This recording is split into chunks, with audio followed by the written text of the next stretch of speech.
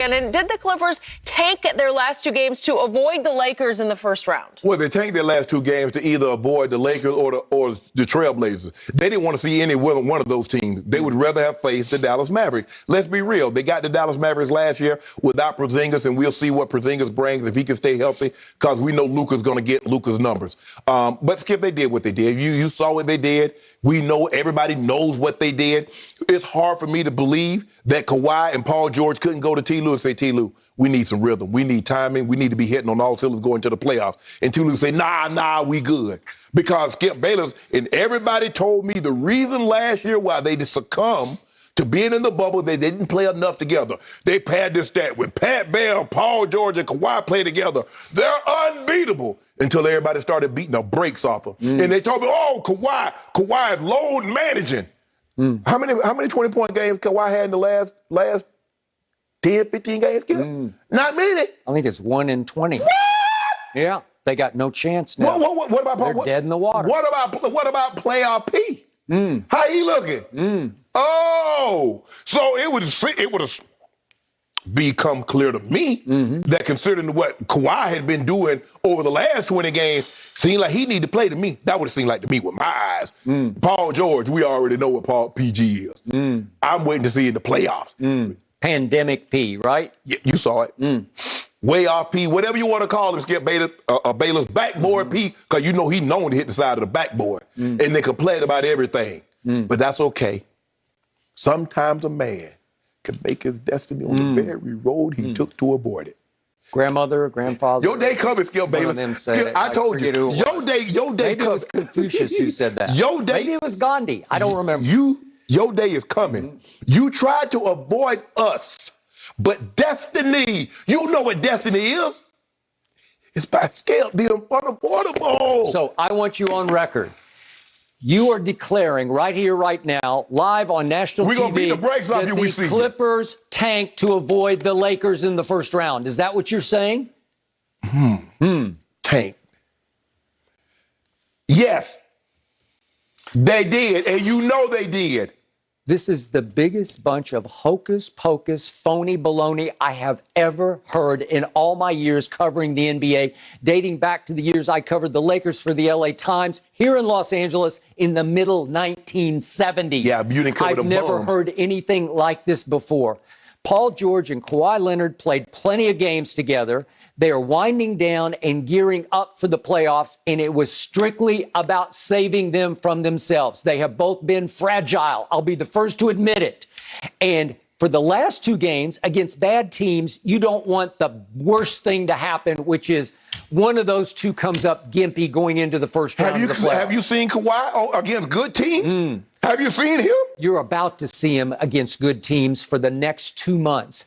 And he will outlast your team, because I'm just hoping against hope that he gets your team in the conference finals, I want that so because bad. they are going to beat the brakes off, the stuffing out of, the you-know-what out of your team in the conference finals. You look real big, Skip. I badly wanted your team in the first round, because No, you didn't. obviously, No, you if didn't. you're quote-unquote afraid of the Lakers, Ankle and company, if you're really afraid of them, you want them early, you don't want them late. Exactly. You want them in the first round, and you do not try to tank out of their way in the last two games. Skip. You do everything in your power to get them in the first round, to meet them head on Skip. at 100 miles an hour in round number one. That's the only way to deal with the team you're afraid of. Let me tell you what, Skip. This is what you were hoping. You're hoping someone else can do what you can't do. So this big notion, and let me explain this to the people at home. Everybody say to beat a man, you got to beat the man. Nah, hell no, I don't. If I can beat the man that's 10 times removed from the man, I'll take that. I just want to be the champ. Okay.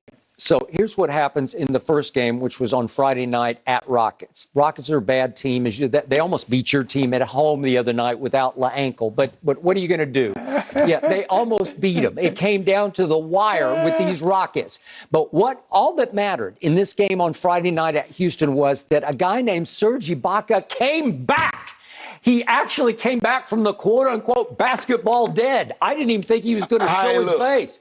After missing 30 games, he came in and he played a grand total of 17 minutes against the Rockets and had 15.7 rebounds and 4 assists. And I said, welcome back, Serge. Now, look at the three-headed monster. Serge, Big Zoo, he used to be a Laker, and another former Laker, DeMarcus Cousins. All three of them. We got a 300-headed post monster coming after you. What will these three do to the big penguin? They'll turn him into a little waddling penguin. No. He'll play like he's 6 feet 2 inches tall. And we still got Gasol. You see Gasol coming in and be passing that ball, be dishing that thing out. The guy out. that you've been all over all year. You've got no use for him, and suddenly you like him? Really? Because Big Drum put that pressure on him. Made him Big play Drum. above. Yeah. And see, we've been resting Big Trez. We've been resting Trez. And the other thing that happened on Friday night at Houston, this little man who's not much more than 6 feet tall named Rondo. Playoff Rondo emerged at Houston against the Rockets and had 13 assists in this game. And I said, thank you. Welcome to Clipperville, because LA is about to be Clipperville because we have Rondo and you don't have Rondo. We have a quarterback who's going to save us in key, crucial playoff games, and you do not. Your unsung MVP in the bubble was playoff Rondo. You see what you just did, Skip? You heaping praise on Rondo for getting 13 assists against the Rockets, yet you criticize LeBron James for playing the Skeletons. No. Now I'm trying to figure the difference. Okay. So where's James Harden? Where's Eric Gordon? Where's Chris Paul? Where's Elijah Wan for the Rockets? They're not there. But you just hyped Rondo for beating the Rockets, the duds. Excuse me. When have they lifted off? And by the way, our 11th man, Luke Kennard, he scored 23 in that game. And I'm like, thank you, because we'll need a few of those buckets in crucial moments in second halves in big playoff games. Thank you very much. Empty calories. When is that last time you saw Luke Kennard sighting when they really needed him? Empty calories. So I want to understand here, at Oklahoma City, they tanked against the Thunder by what? So they sat the whole team down before the game and they said, look, try to miss shots because we are tanking. You don't think that would get out in this day and age? You don't think one disgruntled Clipper at some point would say, we were told to miss shots in this game? No. How about, Marcus Morris, Kawhi, Paul George, all you guys are not playing. That's how you tank, Skip Bayless. You know how you tank. So the Clippers on Sunday night at Oklahoma City had 8 guys in double figures. Is that good? That's pretty great. And Terrence Mann, who's emerged as a force coming off the bench for this team, he had 19 in that game. Is that tanking to you? Okay, let me ask you a question. Which one of those guys in double figure was named was Kawhi Leonard or Marcus Morris? Well, I told you, they're going to rest. They're going to save. George. So one ankle tweaks his ankle because he's out there showboating and doing whipped cream with cherry on top, 360 spins on layups. What are you doing? That's his move. Oh, that's his move. Okay, you know that. Everybody knows that. Lord have mercy. So do you think that the memo reached a kid named Alexei Pokachevsky from Serbia? And he's 19, and he looks like he's 12 years old if we could see a picture of him. This kid, that guy, Ernestine's sitting with me. We're watching the game. She said, he's in the NBA? How did he get in the NBA? Yeah. He should be playing the YMCA, right? Yeah.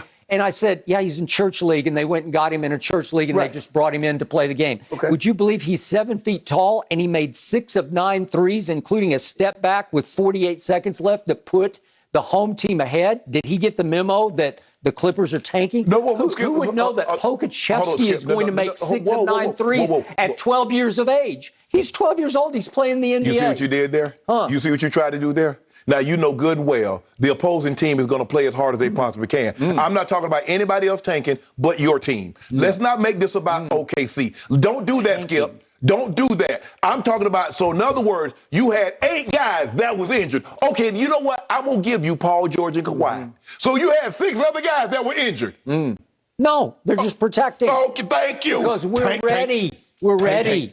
We're whole. We are completely whole. We got Serge back. I didn't think we'd have Serge back. That's what happened, Skip. Remember the NBA? That's what they used to do. They used to tank, right? Teams were healthy. For draft picks? Yes! Oh, okay. So, but you did this for positioning. You didn't want to see Goat James, or you didn't want to see the Blazers. And so while everybody's focused on, the play-in, Golden State's the 8, LeBron might be the 7, play in, you forgot to look to your left and see a team in LA tanking. They're supposed to be Hollywood. Where's Kawhi with the drop top? with the Kings crowd in his rear view. Where PG up there to talk about he playoff P. You're going to see that commercial more than you like when the Clippers are playing in the finals. outdated. It will run every other commercial from the great shoe company New Balance. What do you call them? Orthopedic Yeah, the shoes? orthopedics. You know what time it is. You're going to see those Kawhis. You're going to see Kawhi playing That's the why piano. You're going to see all of it in the finals when they're playing and beating the Nets. All I remember is that the introduction press conference, Steve Ballmer came in there like a drum major. Boom, boom, boom, boom. And then and Doc Rivers had up 2-1-3. The 2-1-3. The 2-1-3 is here. Yep. I'm here to win a championship. Paul George talking about, oh, it's playoff for Buzz. Now he's singing a different tune. Well, if we don't make it, hey, we only been together for a year. Nah, bruh. Don't bump your gums now. Stand on what you stood on before. It's championship or bust. You talk about